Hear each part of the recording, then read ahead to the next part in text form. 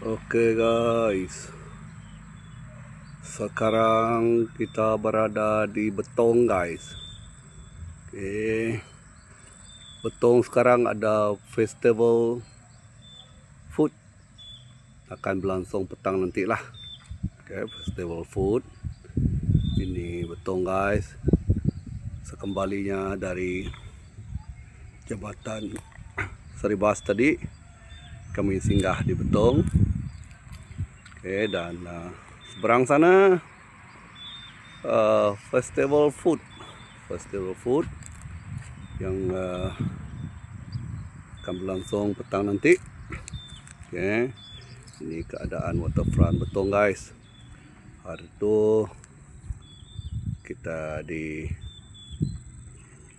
Luhuan tu. Oke, sekarang kita lihat waterfront Betong guys ya. Alright. Oke. Kita tengok sungai dia. Oke, ini sungai dia guys. Oke. Sungai dia seberang sana adalah festival Betong Festival Food. Oke, yang akan bermula beroperasi petang nantilah. Siapa yang berminat untuk mencari makan-makan boleh pergi ke Betong Festival Food.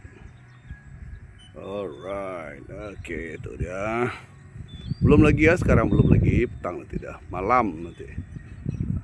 Saya rasa lepas maghrib macam tu. Oke, ini sungai Betong, sungai yang ada di sini.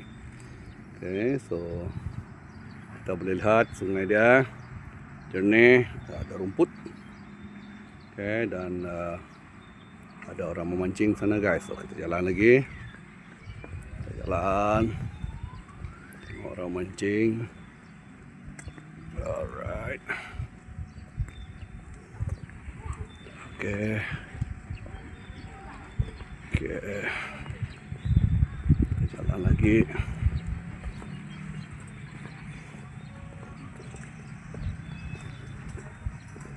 Oke, seberang sana tidak nampak di sini. Seberang sana adalah pusat pentadbiran bahagian Betong. Ya, oke, seberang sana tidak nampak. Seberang sana lah. Oke, so kita lihat sini ada orang mancing guys. Oke, baik.